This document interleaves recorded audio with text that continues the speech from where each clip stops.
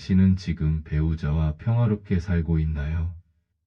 그런데 혹시 그 평화가 사랑의 평화가 아니라 포기의 평화는 아니었나요? 싸우지는 않습니다. 큰 사건도 없습니다. 서로에게 큰 잘못을 저지르지도 않았습니다. 그런데도 마음이 이상하게 비어있는 날이 있습니다. 같이 밥을 먹고 같이 TV를 보고 같이 잠자리에 드는데도 문득 이런 생각이 올라옵니다. 나는 지금 누구랑 살고 있는 걸까? 옆에 사람이 있는데 외롭다는 건 몸이 혼자인 게 아니라 마음이 고립된 상태입니다. 그리고 그 고립은 어느 날 갑자기 생기지 않습니다. 작은 단절이, 작은 포기가, 작은 체념이 하루하루 쌓여서 어느 순간 숨이 막히는 정막처럼 느껴집니다. 오늘은 그 정막을 억지로 없애려 하지 않겠습니다. 오늘은 외로움을 끝내겠다가 아니라 외로움을 이해하겠다로 시작하겠습니다. 이해는 회복의 첫 문턱이니까요. 그리고 정약용의 철학과 함께 부부 사이 정서적 단절이 왜 생기고 왜 같이 있어도 외로운지, 그리고 오늘부터 무엇을 바꿀 수 있는지 아주 현실적으로 풀어보겠습니다. 정약용은 늘 실제를 말했습니다.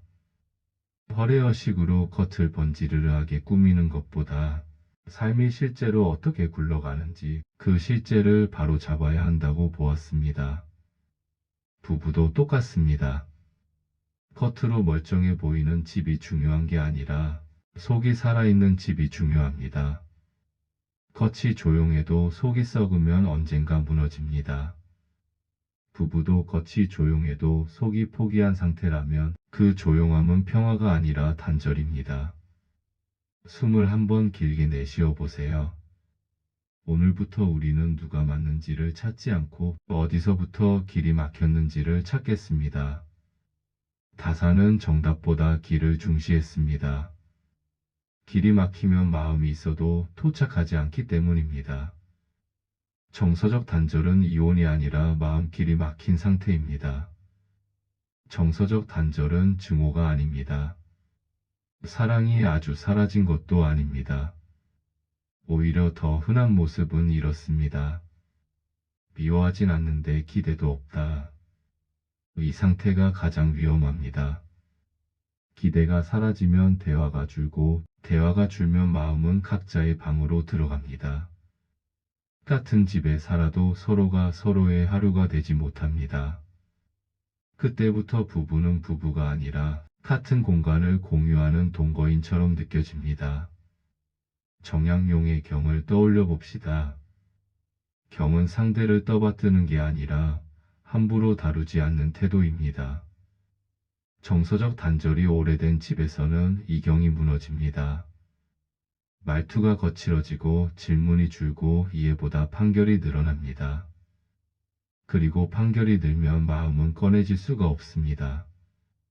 같이 있어도 외로운 첫 번째 이유는 말이 안전하지 않기 때문입니다. 저녁 식탁에 마주 앉아 있습니다. 반찬도 있고 국도 따뜻합니다. 그런데 대화가 없습니다. 당신은 밥을 씹으며 생각합니다. 할 말이 없나? 아닙니다. 할 말은 많습니다.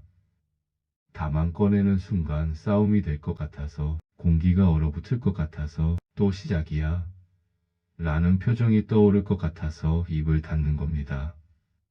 외로움은 말이 없어서 오지 않습니다.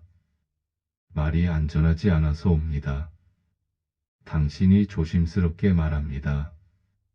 나 요즘 좀 허전해. 그때 배우자가 이렇게 답할 때가 있습니다. 왜 허전해? 우리 같이 있잖아. 그건 내가 예민해서 그래. 생각을 긍정적으로 해. 이 말들은 정답처럼 들리지만 관계에서는 판결입니다. 판결이 반복되면 마음은 결론을 내립니다. 말해봐야 소용없다. 그때부터 중요한 말은 사라집니다. 가벼운 말만 남습니다. 살림의 말만 남습니다. 그 순간부터 같이 살아도 외롭습니다. 정약용의 결로 말하면 부부는 정답으로 연결되지 않습니다. 존중으로 연결됩니다. 그래서 오늘부터 당신이 마음속으로 한 문장만 바꿔도 관계가 달라집니다. 나는 정답을 원한 게 아니라 내 편을 원했다. 이 문장이 생기면 말의 방향이 달라집니다. 같이 있어도 외로운 두 번째 이유는 배우자가 사람이 아니라 기능이 되기 때문입니다. 노년의 부부에게 흔한 변화가 있습니다. 배우자가 남편 아내가 아니라 기능이 됩니다. 밥하는 사람, 돈 관리하는 사람, 병원 예약하는 사람, 집안일 처리하는 사람, 잔소리하는 사람 등 이런 기능은 필요합니다. 하지만 기능만 남으면 사람은 마릅니다. 그래서 어느 순간 집에 이런 말이 드러납니다. 그것도 못해. 그 정도는 당연히 해야지. 내가 다 하잖아. 이 말의 핵심은 일이 아닙니다. 존재의 무게입니다. 나는 여기서 사람으로 인정받고 있나? 라는 질문이 생기는 순간 마음이 허해집니다. 정약용은 실제를 강조했지만 그 실제가 사람을 짓누르면 실제는 살림이 아니라 압박이 됩니다. 살림은 삶을 살리는 일이 되어야지 사람을 깎는 일이 되어서는 안 됩니다. 그래서 부부 사이에는 누가 더 했느냐보다 서로를 사람으로 보고 있느냐가 더 중요합니다. 같이 있어도 외로운 세 번째 이유는 서운함이 침묵으로 굳어지기 때문입니다. 서운함은 누구나 있습니다. 문제는 서운함 자체가 아니라 서운함의 처리 방식입니다. 처음엔 말합니다. 그 말은 좀 서운했어. 그런데 상대가 이렇게 답하면 마음은 다시 다칩니다. 또 그 얘기야. 그걸 아직도 기억해. 내가 뭘 그렇게 잘못했어. 그래서 마음이 결론을 내립니다. 말하면 싸움이 나니까 말을 하지 말자. 그러면 고요해. 처음에는 고요가 편합니다. 하지만 시간이 지나면 고요는 차가움이 됩니다. 침묵은 싸움을 줄이지만 연결도 줄입니다. 정약용은 겉의 고요를 신뢰하지 않았습니다. 겉이 고요해도 속이 무너지면 그 고요는 평화가 아니라 방치입니다. 지금 숨을 고르게 쉬며 내 마음에 묻습니다. 내가 말하지 않은 서운함이 오늘 나를 차갑게 만들고 있나? 그리고 아주 조용히 이렇게 말해봅니다. 나는 말하지 못한 마음을 조금씩 말해도 된다. 조금씩이 핵심입니다. 한 번에 다 말하려 하면 폭발이 되고 끝까지 말을 안 하면 단절이 됩니다. 조금씩 꺼내는 것이 다산식의 실제입니다. 같이 있어도 외로운 네 번째 이유는 감사가 사라져 집의 온도가 내려가기 때문입니다. 가정에서 먼저 사라지는 건 사랑이 아니라 감사입니다. 처음엔 고마워가 있고 수고했어가 있고 덕분이야가 있습니다. 그러다가 시간이 지나면 당연하지가 됩니다. 그건 내가 해야지. 그게 뭐 대단하다고. 원래 그렇잖아. 당연함은 편하지만 관계를 마르게 합니다. 정약용의 덕은 거창한 선행이 아닙니다. 작은 덕의 반복입니다. 감사는 집의 온도입니다. 감사가 사라진 집은 온기가 사라집니다. 온기가 사라지면 서로를 만져도 마음은 차갑습니다. 그래서 오늘 이 질문을 드립니다.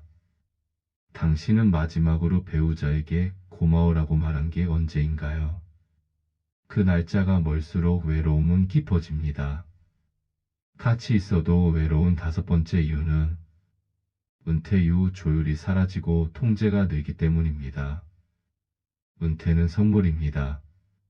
하지만 준비가 없으면 갈등의 시작이 됩니다. 이전에는 각자 시간이 있었는데 이제는 하루 종일 붙어 있습니다. 붙어 있는 시간이 늘면 좋은 점도 늘고 거슬리는 점도 늘고 서로의 습관이 크게 보입니다. 정리정돈, TV 소리, 식습관, 말버릇, 돈 쓰는 방식, 생활 리듬. 문제는 습관이 아닙니다. 습관 뒤에 있는 존중의 방식입니다. 왜 그렇게? 는 공격이 되고 당신은 이런 게 편해? 는 존중이 됩니다. 정약용식으로 말하면 살림은 통제해서 굴러가는 게 아니라 조율하며 유지되는 것입니다. 통제는 승자를 만들고 조율은 동반자를 만듭니다. 노년의 부부에게 필요한 것은 승리보다 편안함입니다. 숨을 들이쉬며 이 말을 마음에 놓습니다. 나는 이기려고 함께 사는 게 아니다. 숨을 내쉬며 덧붙입니다. 나는 편안하려고 함께 산다. 같이 있어도 외로운 여섯 번째 이유는 돈 건강 같은 현실이 존중 싸움으로 변하기 때문입니다. 노년의 돈 이야기는 숫자가 아닙니다. 돈은 두려움이고 자존심이고 미래이고 자녀 문제까지 연결됩니다. 그래서 돈 얘기는 쉽게 판결로 바뀝니다. 당신은 너무 쓴다. 당신은 너무 아낀다. 그건 당신 방식이 틀렸다. 하지만 실은 돈 싸움이 아니라 존중 싸움입니다. 돈으로 상대를 재단하면 상대는 마음을 닫습니다. 돈은 해결해야 하지만 사람은 재단하면 안 됩니다. 그래서 돈 이야기는 결론보다 기분을 먼저 꺼내야 합니다. 돈 얘기는 결론보다 기분이 먼저야. 당신이 불안한 지점이 뭐야? 내가 불안한 지점은 이거야. 건강도 마찬가지입니다. 간병이 길어지면 사랑이 의무가 되고 의무가 길어지면 마음이 마릅니다. 이때 감정은 미움보다 억울함과 서운함으로 옵니다. 내가 이렇게까지 하는데 당신은 이렇게 하는 나를 알아주려나. 정약용식으로 말하면 살림은 한쪽의 희생으로 유지되면 언젠가 무너집니다. 간병은 누가 더 하느냐의 문제가 아니라 누가 더 인정받느냐의 문제일 때가 많습니다. 인정이 없으면 사람은 지칩니다. 그래서 이 문장이 필요합니다. 나도 힘들긴 하지만 당신은 얼마나 힘이 들겠어. 서로의 힘듦을 동시에 인정하면 외로움이 줄어듭니다. 다산의 처방에서 경은 말투로 드러나고 말투가 집의 공기를 바꿉니다. 경은 상대를 떠받드는 게 아닙니다. 경은 상대를 함부로 다루지 않는 태도입니다. 말하기 전에 멈추는 것, 판단하기 전에 묻는 것, 고치기 전에 이해하는 것. 경이 있으면 말투가 바뀝니다. 말투가 바뀌면 집의 공기가 바뀝니다. 집의 공기가 바뀌면 외로움이 줄어듭니다. 그래서 오늘부터 딱 한 가지만 해보세요. 지적하기 전에 한번 묻기. 왜 그랬어? 가 아니라 무슨 일이 있었어? 로 바꾸기. 이 작은 변화가 관계를 다시 세웁니다. 외로움이 올라올 때 바로 쓰는 온도 문장 12개가 있습니다. 다 잘할 필요 없습니다. 오늘 딱 한 문장만 고르면 됩니다. 그랬구나. 그 마음이 있었구나. 내가 몰랐네. 요즘 많이 힘들었겠다. 오늘 10분만 내 얘기를 들어줄래? 지금은 해결보다 내 편이 필요해. 오늘은 조언 말고 그냥 같이 있어줘. 우리 얘긴 천천히 해보자. 고마워. 덕분이야. 수고했어. 오늘도.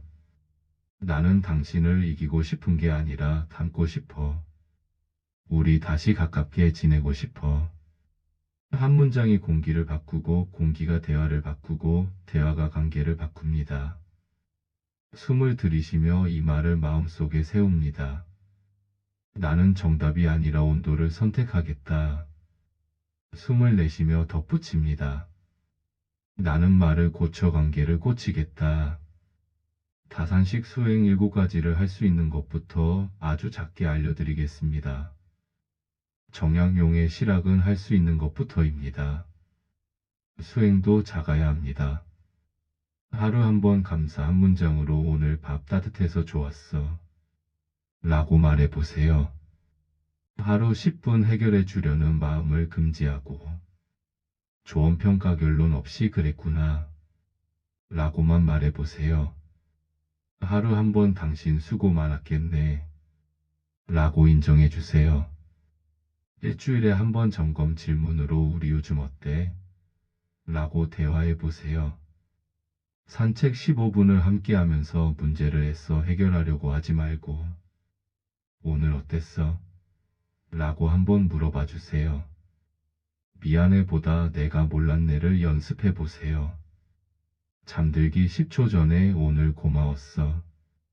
로 하루를 마무리해 보세요. 작아 보여도 이게 집에 혈액을 다시 흐르게 합니다. 이제 마지막입니다. 당신의 외로움은 관계의 끝이 아닙니다.